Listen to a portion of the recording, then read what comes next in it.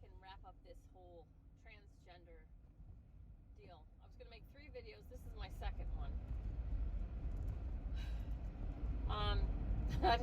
I don't want to, I've been worried about triggering people or saying something the wrong way, and I want to be impeccable with my word, but I also want to be just real. And in my videos I say, you know, I love transgender people, and I don't expound on them. So what I'm talking about is, the thing about transgender people is they're not comfortable in their body that they're born with. And then they have to make, they want to do something to make that right, or, you know, rectify that situation. Okay. Now, what all people don't seem to realize is that almost no one is really super comfortable in their body. I had a friend from high school, so I was the class clown in high school, as I've mentioned, and I guess I was cool, you know, but I was cool because I just kind of kept my mouth shut about stuff unless I had something really funny to say. And that's what I tried to do anyway. That's what I worked at. And even when I was whatever, like you'd think I was at the top of my game, I worried about everything going away. You know, I worried about, so if you're given credit for being cool, whatever, you're afraid to lose that. And, you know, in high school, I felt like I was too skinny. And then I think I had like one good year in between, then I started feeling like I was too fat. You know, so, in like the 70s and 80s, there really was heterosexual, homosexual, and bisexual. And I think I used to get frustrated by how much energy people put into what really doesn't matter. And, you know, when I don't know, I've always kind of been aware of suffering going on in other parts of the world. Maybe my mom saying, you know, there's starving kids in fill in the blank country, and they wish they could have this, and I would say, well, let's mail them my mushrooms then, because I'm not going to eat these things. I don't want mushrooms. I've made that very clear. So let's mail my mushrooms to those starving children. See if they'll eat them. But there is suffering, massive suffering. And, you know, I work on myself at the same time that I do all these videos and everything. And I will tell you, before I started Renegade Yogi, before I started actually talking, it used to really bother me that people spend so much time and energy fighting about gender and identity, stuff like that, because I really feel like, from my healing work perspective, your soul chooses a gender, your soul chooses a meat suit, and then it creates this great adventure for you to come on to this planet and be human, and all that means. And the binary aspects of the earth, you know, hot, cold, good, bad, up, down, night, day. If you look at these binary aspects of the physical plane of existence as a way of having everything simplified, and then you live your life from there. So I talk about the law of attraction all the time, and in the law of attraction in the Tao is, if you judge something as good or bad, just like I was saying before, if you're popular, you want to stay popular, you don't want to do anything wrong. And then people who aren't popular look at the popular kids and think that it comes easy, and it's not as easy as it looks, because you worry about saying something or doing something stupid and being out, falling off the pedestal or whatever. So in the Tao, there is no judgment of good or bad, because both cause pain. If I judge something as bad, it hurts me now. But if I judge something as good, I need it to stay good, because I'm deriving pleasure from that thing, whatever it is, being good. So I want it to stay good. So I'm resisting change. And I channeled a long time ago, one of the first things that ever came out of my mouth for a healing client was, resistance is where all pain comes from. And Neem Karoli Baba said something where it's like, if you're one with your spirit, if you could possibly be one with your spirit, then someone could actually stab you, and you could, if you could hold no judgment, say, oh, there's a knife, and oh, there's blood, and oh, I'm bleeding out, this meat suit is ending, and then you're just one with your spirit. So there's no, it's like he's saying, if you could be one with your spirit, there would never be any cause for alarm. No cause for alarm, because I am spirit. And what is happening now is happening now, and it just so happens to be a knife, and it just so happens to be doing this, and then what's happening now is this. And so I'm just shifting form. I'm not driving this meat suit around anymore. I'm back to pure spirit, which just means that my situation has changed. I don't need to eat food now. I don't need to get rest now. I don't, I can release my ego now. I go to my life review now and see, after this game, as this human existence ended, how well did I do on my adventure, on my game? How well did I do? How well did I do learning what I came to learn, what my soul wanted me to learn? How well did that go? Then you're just onto a new phase, without attachment to any old phase, without attachment to any circumstance, or attachment to form. So you're not attached to the physical form. Okay, so you get the idea. So and that's how I throw myself off. So let me think. All right. So the Tao, non-judgment of good or bad. Okay.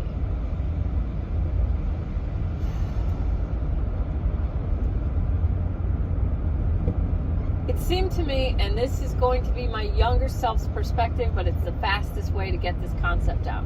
It seemed to me, in my younger self days, all these people in Western countries are busting their asses to make their existences better and better and better, while all these other people in all these other countries are suffering. And if the people in the Western countries could just say, you know what, I'm actually fine. I'm doing well. Now, Libya, what do you need? Yemen, what do you guys need? Okay, so I really was frustrated by how much energy people in Western civilizations put into making their existence better and better and better. And I was like, how about we take a look at and see where everybody is, and I just wanted to say that I'm not talking about open border policy type stuff, because somebody figured out that for every 10th, this is a while ago, of course, because the news moves on so fast, so quickly, no one gets to hash out any details of anything to actually make any kind of a difference, really, for the most part. Somebody figured out that for every 10,000 Syrian refugees that we help in the United States, something like 112,000 die in Syria. So if we use the same resources, if we use our resources better, we can help people where they exist. And there was a Syrian refugee that I listened to. It was a man, And he probably had a couple little kids, but, you know, he had left his country to come, I don't know where. It could have been the UK, because I watch news from different, I don't watch the news. I look at people videotape stuff on their cell phones, and then they put it on Twitter or YouTube. So that's where I want to listen to what these people are saying, like actually saying. So this man was saying, I don't want to be here. I want to go back to Syria. My parents are there. Please help us. He had moved to a Western country with his children, but he had to leave his parents behind because they were elderly and all that. So he's like, please help us. Please help our country. And the Dalai Lama said something that was just mercilessly, he was torn apart. He said, it's fine if you want to leave your country for a little while, but at some point you have to go back and fix it. And the reason he's not in his country is because he has people who would die for him and they would be killed. So he keeps his people safe by not being in Tibet. And if you don't, you can look that up. That's a whole saga. And I love Sargona Akkad, Carl Benjamin. I agree with a lot of things that he says. But when he tore the Dalai Lama apart as a racist, I was like, oh, you people are not getting it. You know, he doesn't speak English as a first language. He's not saying what you think he's saying. Okay. So I really do try not to defend people or fight other people. But I have to say, when I see other people talking and giving opinions, they have to come from some kind of perspective. And if people are showing up with an ego mind of I'm right, you're wrong, or me versus you, they're gonna find fault with stuff that they wouldn't if they showed up with a different mind. If they showed up with peace mind and trust, you know, that they want the same thing, then they're gonna listen. And the fifth agreement, be skeptical but learn to listen. It sets you free. You don't have to be for or against anyone. So the Dalai Lama is his own person. Carl Benjamin Sargona Akkad he's his own person. I love them both, and I love to listen to both of them. But I saw this one thing that, you know, Carl Benjamin did one time. I didn't like it, but I still love him, you know. So, anyway.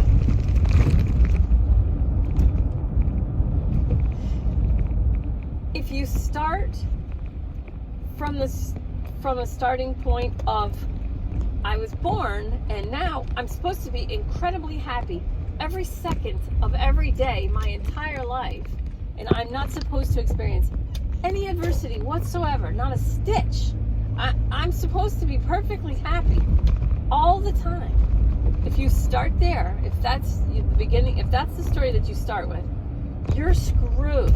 You are never going to be happy except for little tiny short bursts. When you find something you want and you get it, you'll be happy. For how long though? Okay. For how long? You know? Even Curly Bob says you've been taught to be sad. Yes, you've been taught to be sad. It makes a lot of money in a consumerist society when you're sad. When you're sad, you're easily controlled and manipulated. And I love you. And I bless you and forgive you, and I respect your free will choice to allow your mind to be corrupted with a story that starts with I'm supposed to be super happy, and anyone who doesn't know that and makes me not super happy, I'm gonna, whatever. It's like I started Renegade Yogi to empower people, not to change people, not to change anybody. I started Renegade Yogi to show you that you're already perfect and that all you need to do is make yourself strong.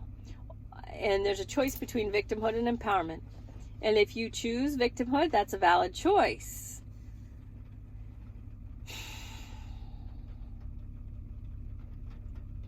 But if you choose empowerment, you have a shot at real bliss.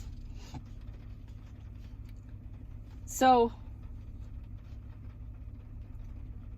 I don't choose to just talk to anybody because let's say I meet a transgender person or whatever, and they have certain pronouns they want me to use. Out of respect for them, I will try to use those pronouns. I will deliberately, intentionally use those pronouns whenever I'm aware of it. However, if I'm in Canada or someplace in the UK where it's considered hate speech to use the wrong pronouns, and there may be a consequences that involves the police if I use the wrong one, I will not have a conversation with someone who needs me to use specific pronouns, because if I'm involved in a conversation and I'm processing what someone's saying, and then I'm working at trying to figure out how to say what I want to say, I say try on purpose because trying's not doing. I want to leave myself some leeway. I'm no wordsmith, you know. I want to leave myself some leeway to get it wrong or make a mistake. If I'm talking to someone, that if I make a pronoun mistake and then they could call the police, I would just as soon not talk to that person.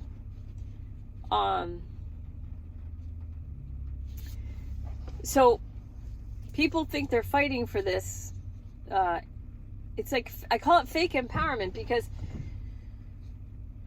real empowerment is make yourself strong enough to handle if someone uses the wrong pronoun. And I think it was RuPaul said, like, they said, what do you want to be called, or what do you know, and he's like, it was great story. I'm telling a great story, but it was like, he knows who he is, and she knows who she is. Like, when he does both. And so it was something along the lines of, I know who I am. It doesn't matter what anybody calls me because he knows who he is. So that's an empowerment mindset. And he may have changed from that, or now. But when you say transgender, people clump everybody into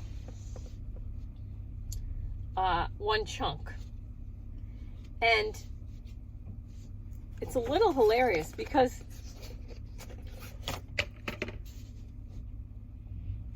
people are individuals. You know, they're like snowflakes.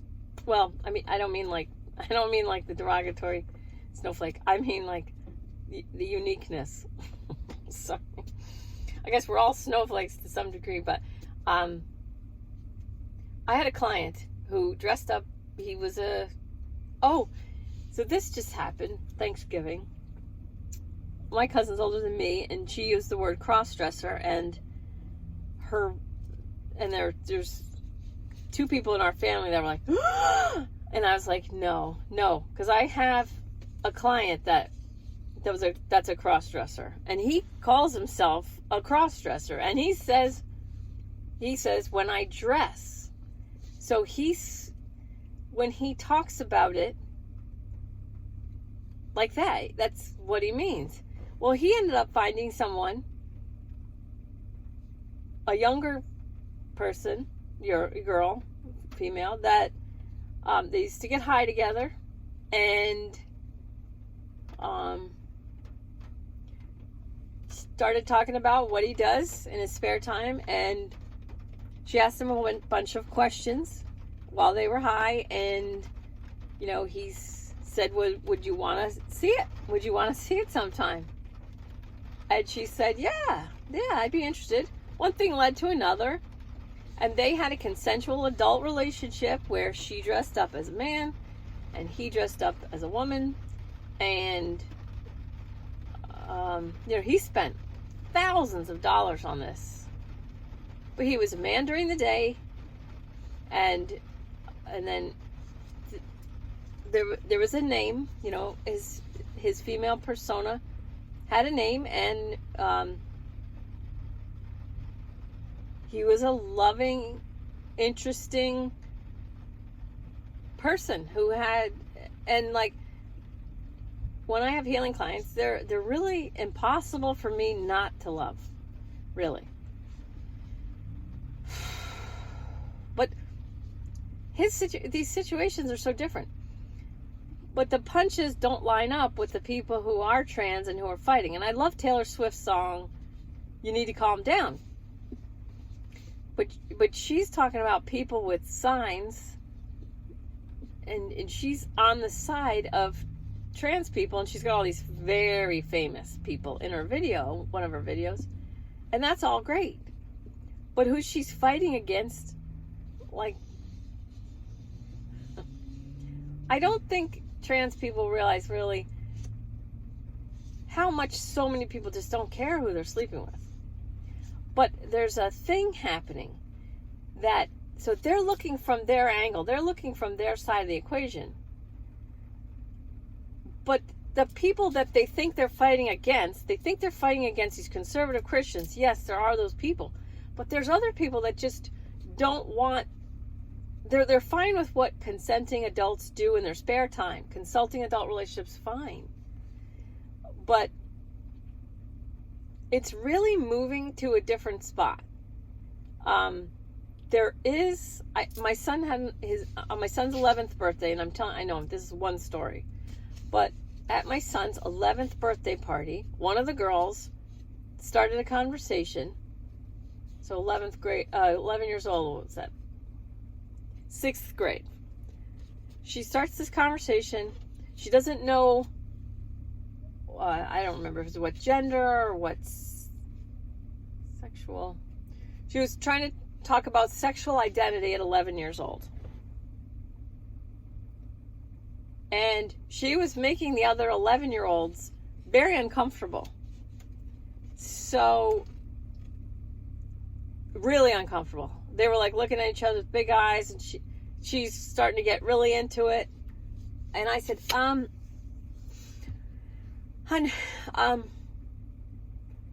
I think that you just need to know that when you need to know, you'll know. So when you're attracted to someone, when it comes time to do anything with anyone, you will know, and it won't matter, but you'll know like who you're attracted to. And whoever that turns out to be is perfectly fine. And, but I don't think there's any way that you can figure it out right here at 8 o'clock, during an 11-year-old birthday party. And then he's in 7th grade now, and you got these girls switching their names and cutting off all their hair and Instagramming like pictures of themselves making out. And that's fine. But then you got the drag queen story hour, and you have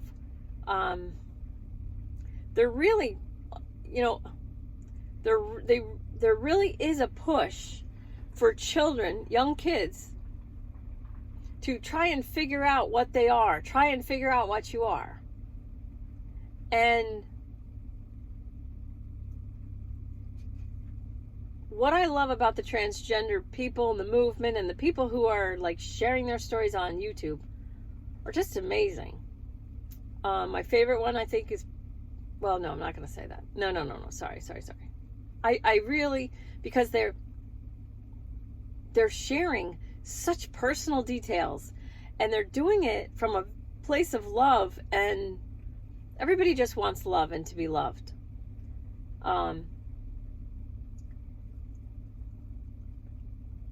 And where I'm coming from is, this is just a meat suit, okay? And this meat suit has certain details. Great. There's all these different spectrums that the meat suit belongs to. Great. Enjoy the spectrums, but still meditate. And when you meditate, you raise your vibration. And if we all had a high vibration, then you would just love who you wanted to love. So I feel like always the right answer, or the best way, is to stop identifying with stuff. Like, identify when it serves you. So like my cross-dressing, and that's what he calls himself. He calls himself cross-dressing, and his brother's a cross-dresser, so that's what they call themselves. So whoever's triggered right now, knock it off.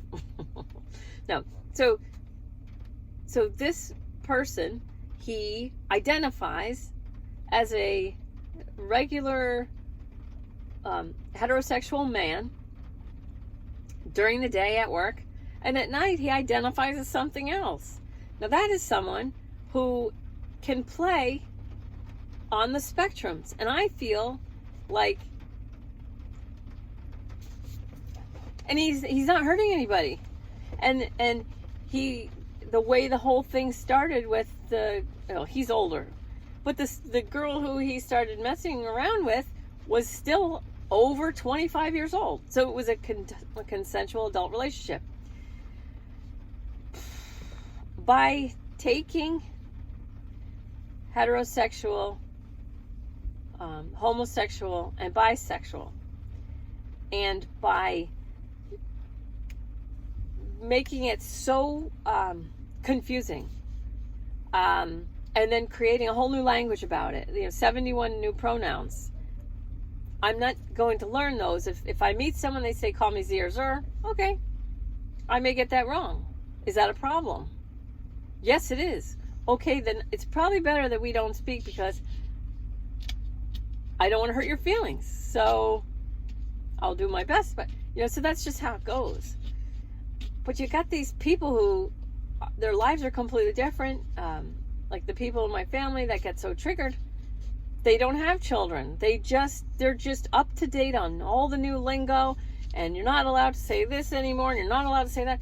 Well, not everybody is drinking from that information source, and not everybody is like, okay, I got the new words, I got the memo. And people like me, I'm moving into a more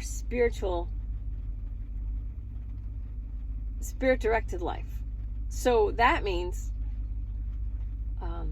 if I'm triggered, that means I have work to do for me. That doesn't mean I'm going to go after somebody. And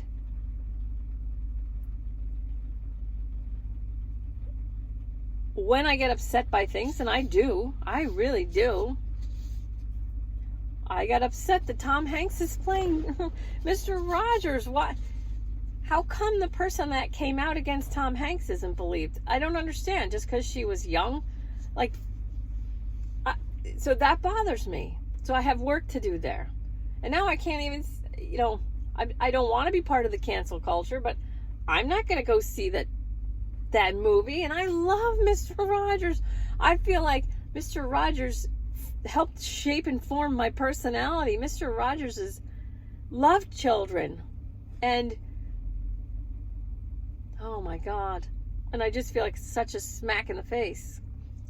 But there's some work there for me to do. I don't expect, yes, I would have liked for them to have chosen an actor that either no one knows or doesn't have any kind of spots on their record. And I don't know if this girl's telling the truth, Sarah Ruth Ashcraft. I don't know. I don't know if she's telling the truth.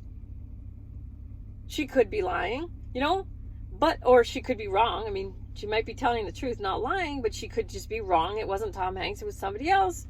I don't know. But it's in my mind now, and now I don't want to go see that movie. Because that's in my mind, and so I'm not going to go pick it, and, but, I mean, that's just me. But I do have work to do there. Now I have work there. Okay, so I'm triggered. There's my work. I want it to be that Like, I wanted to be that. You know, when I was a girl pilot, I didn't have everybody going, yeah, yeah, rah, rah. I had a lot of people didn't want me to be a pilot. I looked like a flight attendant. I was much cuter than I am now. But I had to make myself strong enough to handle the people who didn't want me there. I'll tell a fast story because it's 30 minutes already. As a pilot on the 727, which has a flight engineer position. So it has the captain, the first officer, and the flight engineer. And my captain, we used to call them dinosaurs. Dinosaurs, we called them men who didn't want female pilots. Dinosaurs, we called them dinosaurs. I had a dinosaur captain, and the first officer was cool. But if I tried to talk to the captain, he'd ignore me. It was rude. He was rude as hell. So all the pilots have an overnight bag and a kit bag. And the kit bag has all of our charts and approach plates in it. And the books on the company procedures and policies and the airplane that we're on. All right, so we have these square bags. You've probably seen them if you're in the airport. Pilots all have a kit bag and an overnight bag. So that's, for my crew, would be 6 bags. And we had our own place. And so I stopped trying to engage the captain in conversation, but I didn't pull a pout. I didn't, make a sign, like go march anywhere. In my head, I said F-U-M-F. In my head, I was like F-U-M-F, right? F-U-M-F. And when we get to the plane, the bags and the kit bags would all be there. I put them all away. So I put 6 bags in our place. And then as soon as we parked the plane and my checklists were shut down, I got all 6 bags and I put them in the jetway all together. Silently. I didn't say a word. We get to the next plane because you change planes during the day. So on the 727, you would change planes I changed planes 5 times one day. One trip was 5. So people always would get so mad at us for they thought we're showing up late. I'm like, oh my God, these people have no idea what they're talking about. So, and then we'd get to the next jetway. I would put the bags away. And then as soon as it shut down, I'd put the bags back in the jetway. Silently. So on the 3rd day, so multiple times per day I'm saying. The first overnight, I didn't talk. I didn't go out with, the crew. I just did my own thing. 2nd day, same thing. Overnight. Now the 3rd day, I think we were in California. Now he wants to be my friend because I'm cool. Because I'm cool, now he wants to be my friend. And I was ignoring him. I ignored him for, because he made it pretty clear within the first hour he's not going to talk to me. And at first, because I have this thing in my head, they don't want to hear what you have to say. Just shut up, just shut up. So I was like, maybe it's in my head. No, it wasn't. So the 3rd day, we end up in this car going to the airport now. Maybe it may have been the 4th day of the trip. And he's looking at me, and I'm deliberately not looking at him. And he's looking at me, and in my head is running F-U-M-F, F-U-M-F,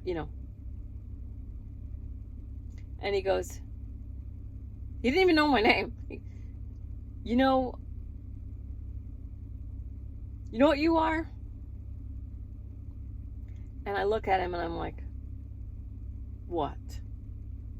What am I? He goes, you're a survivor. And I just, whatever. He was trying to reach out to me. Now he wants to be my friend. And he's nodding and he's nodding and he's nodding and he's like, you're strong. And I'm just looking out the window. I'm ignoring him. It's like, you're really strong. He goes, I got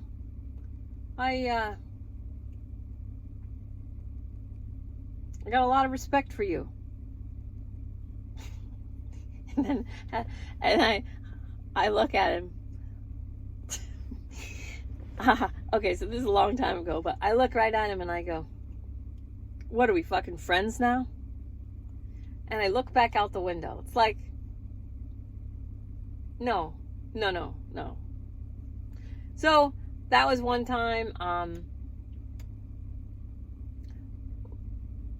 And there was another time. Okay, so at United, I don't know if you guys remember this, probably not, but the company was supposed to pay the employees that put away. So like the pilots and the mechanics agreed to be forego money in order to build the company back up for like 10 years or something. And then at the end of 10 years, they were supposed to get checks.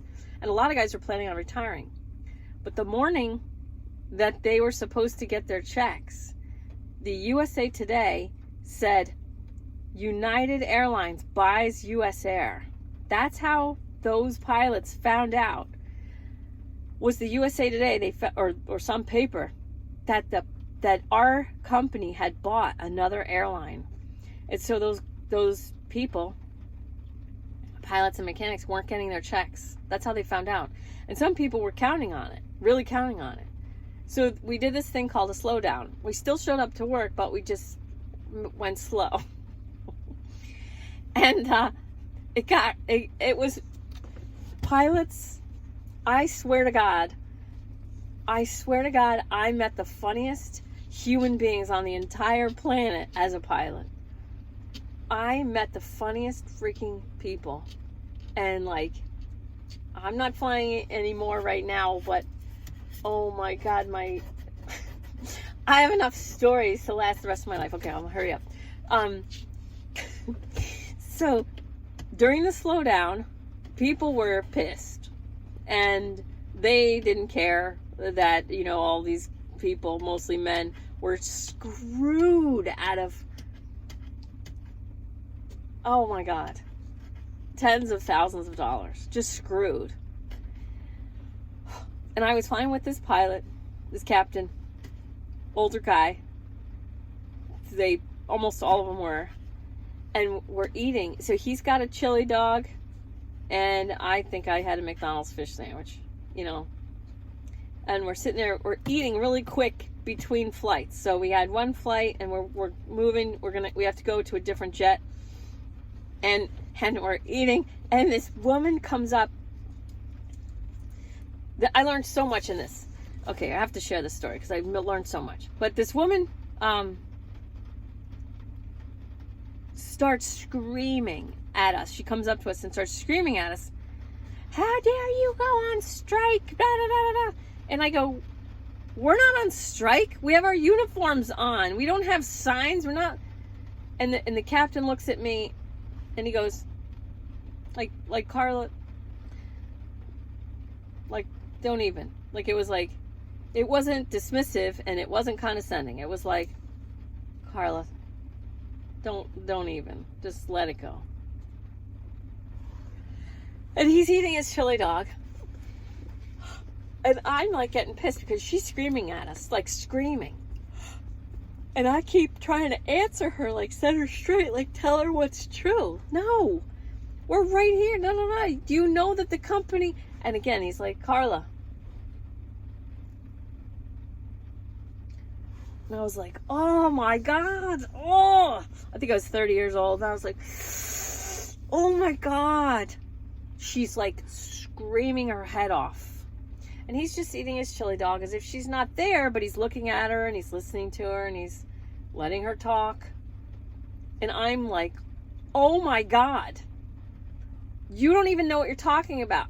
And then he didn't even let me get that. I'm like, you don't know what you're talking about. And he's like, Carla, it's all right. So I'm like, okay. So I let him handle it. She just starts screaming at him. Now it's just him, not me. And he's eating his chili dog at normal speed. My fish sandwich is long gone. And he's eating. And he wipes his mouth. And he says, and she stopped. She finally was out of things to scream. And he goes, oh, are you done? She goes, yeah. He goes, me too. wipes his mouth and he throws his napkin away, and we walk. We start walking. And she's quiet. She's completely speechless. And I say to him, why didn't you, say anything? He goes, do you honestly think it would have helped? Do you honestly think that me telling her anything, did she seem like she was going to take anything in? Or did she seem like she already knew and she was just letting us have it? And I'm like, yeah, it's true. He goes, you can't waste your time. You're not going to, it doesn't do anything. Just don't do anything. If it's not going to do anything, don't do anything. And I was like, holy cow. So that was pretty profound. And then years go by and I have a baby, and he's a little older, and I get this book called Zen Shorts. And there's a panda, I think it's a panda, and he gets these 3 kids, and each kid spends like a day with him, and he tells each kid a story. And one of the stories in the book was 2 monks, a younger monk and an older monk, are walking, and this lady, there's water between her and her carriage. She's got all these packages. They have all these packages. So her footman or whatever had all of her packages, so he couldn't carry her across. So the older monk goes over, picks her up, puts her on his back, carries her over to her carriage, and puts her in her carriage. And she starts screaming at him. And the younger monk's watching, and he's like I was, next to the captain eating this hot dog. And the younger monk's like, I'm not, another well-told story, but I'm going to find it and then I'll read it. But they walk along, and the younger monk is still mad, and finally he says, oh, no, there was a confrontation, and the older monk didn't say anything while the lady screamed at him, and the younger monk's like, how dare you? And the older monk's like, come on, just to the younger monk, come on. So they're walking, and the picture of them walking, the older monk has got a smile on his face, and you could tell that the younger monk is pissed. He's behind him, and he's like stirring, his mind is just stewing. And they walk, and the younger monk finally says, I don't understand, you helped that woman and all she did was scream at you. And the older monk says, I put that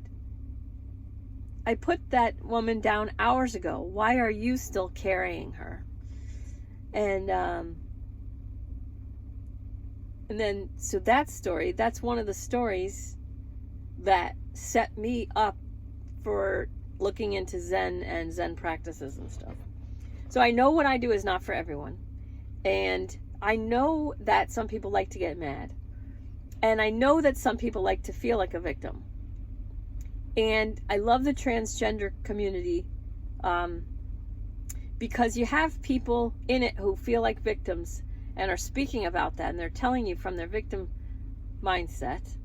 And then you have people who are not transgender, and then they're writing songs, and they're doing things to help support those transgender people. But they too are beating the drum of victimhood. And you can disagree with me and you get mad at me, but the way I see it, it doesn't matter what you're doing as long as you're having consensual adult relationships, just like my cross-dresser client. He had different relationships, and they were all extremely entertaining. And he was easy to love, and the people that he loved were easy for me to love. And he is probably still enjoying his life in a way that's completely foreign to me, and he's doing his own way. There is a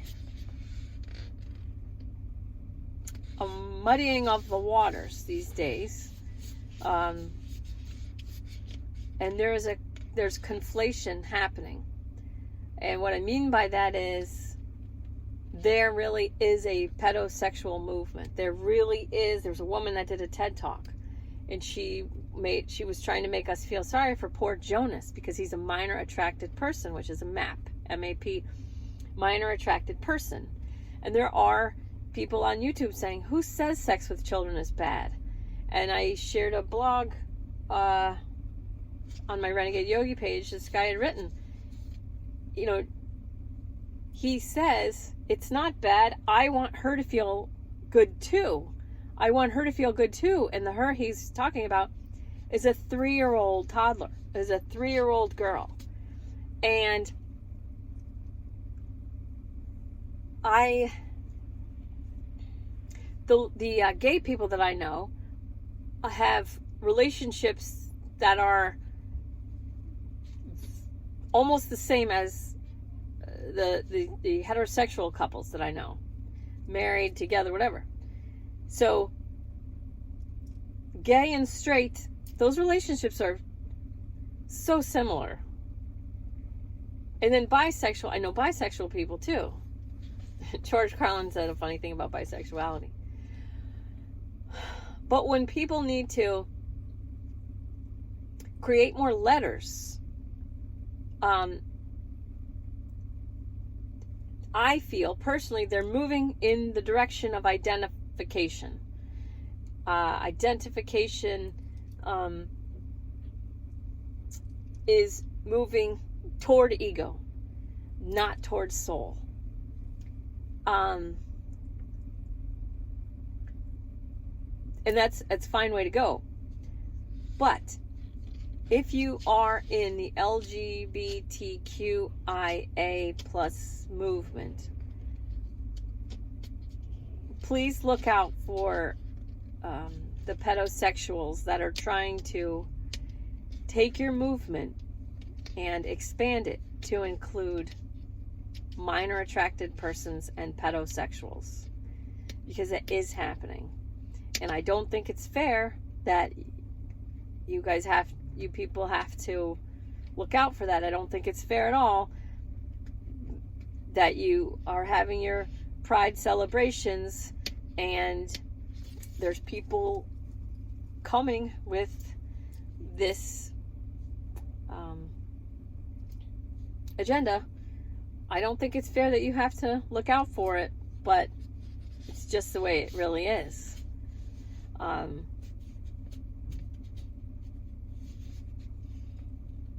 I support all and I love all the people in mutually consenting adult relationships.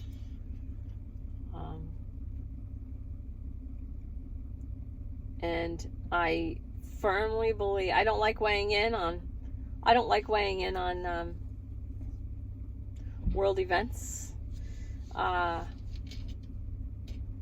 And I've been skeptical and I've learned to listen, and there hasn't been one transsexual or queer, all the videos that I see of these people in adult mutually consent, I fall in love with them because they're telling how they feel.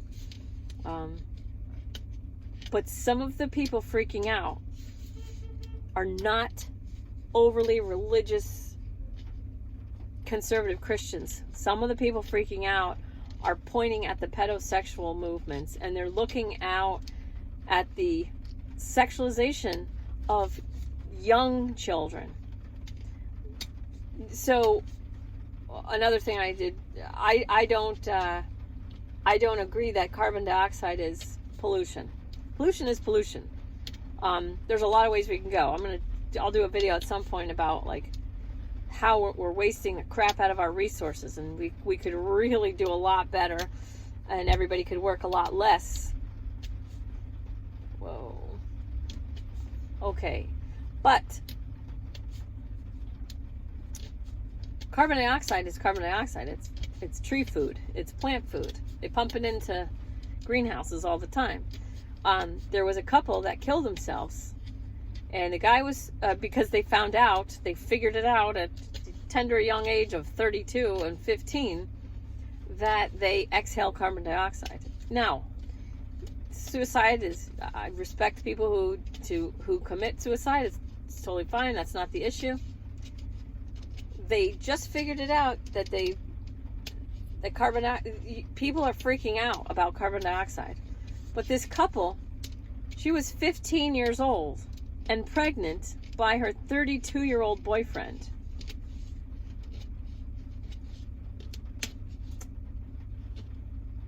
If people could just calm down, they could,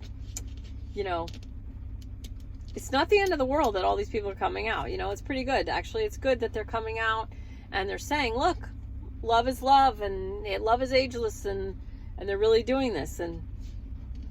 But the rest of the people, we need to calm down. We really need to calm down. If we want to, evolve.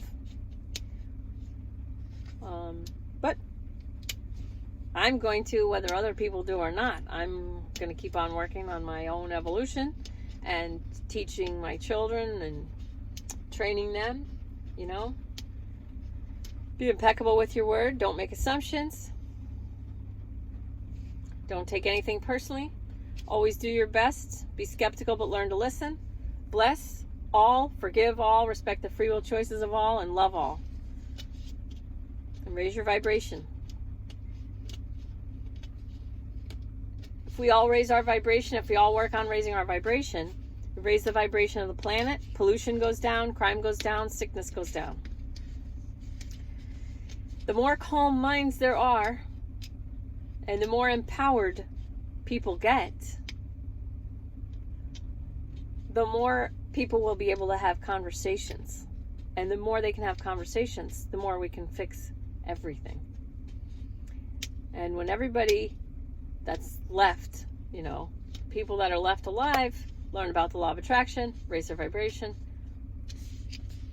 you could see all issues we think we have disappearing like overnight. That's what I believe. I see it. I see it in my mind. I want to create it. So I see it. So I do free meditations. There's never been one person whose vibration that I've raised through something that said, I feel worse now than I did with lower vibration. So, anyway, I love you. Thanks for watching. This is way too long. All right. Have a great, great day. Love you.